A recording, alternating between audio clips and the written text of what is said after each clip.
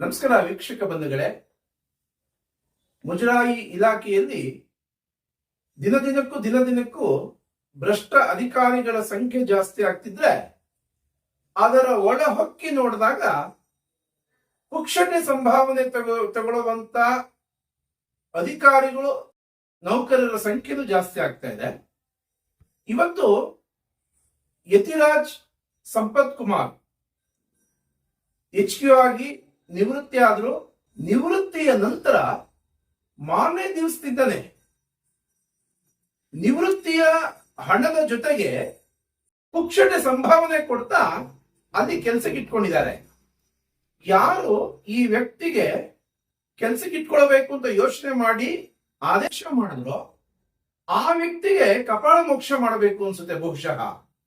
ಇವತ್ತು ಯತಿರಾಜ್ ಸಂಪತ್ ಕುಮಾರ್ ಕಳೆದ 25-35 ವರ್ಷಗಳಲ್ಲಿ ಇಲಾಖೆಗೆ, ಅವರ ವೃತ್ತಿ ಜೀವನದ ಬದುಕಿಗೆ ಪಂಗನಾಮ ಹಾಕಿ ವಿದ್ಯೆಯೇ ಇಲ್ಲದೆ ವಿದ್ಯಾವಂತನ ರೀತಿಯಲ್ಲಿ ನಾಟಕ ಆಡ್ತಾ ಇಡೀ ಸರ್ವಿಸ್ ಮುಗಿಸಿದ್ರು. ನಿನ್ನೆ ವಿಧಾನಸೌಧದಲ್ಲಿ ಡ್ಯೂಟಿ ಅವರ್ಸ್ ಅಲ್ಲಿ ಕೆಲವು ವ್ಯಕ್ತಿಗಳ ಜೊತೆ ಒತ್ತಡ ಹೊಡ್ಕೊಂಡು ಕೂತಿದ್ದಾರೆ. ಇವ್ರಿಗೆ ಕೊಡ್ತಿರುವಂತ ಸಂಭಾವನೆ ಪುಕ್ಷಟೆ ಸಂಭಾವನೆ. ಅದರಲ್ಲಿ ಕೆಲವು ಅಧಿಕಾರಿಗಳ ಜೊತೆ ಒತ್ತಡ ಹೊಡ್ಕೊಂಡು ಕೂತಿದ್ದಾರೆ. ಎಲ್ಲ ಅಧಿಕಾರಿಗಳ ಮುಂದೆ ಏನ್ರಿ ಮಾಡ್ತಿದ್ದೀರಾ ನೀವು ಡ್ಯೂಟಿ ಅವರ್ಸ್ ಅಲ್ಲಿ? ಮುಜರಾಯಿ ಇಲಾಖೆಯಲ್ಲಿ ಪುಕ್ಷಟೆ ಸಂಭಾವನೆ ಅವ್ರ ಎದುರಿಗೆ ಕೇಳಿದೀನಿ. ಇಲ್ಲ ನಾನು ತೆರೆದ ಪುಸ್ತಕ ಅನ್ಕೊಂಡು ಪಲಾಯನ ಮಾಡಿದ್ರು.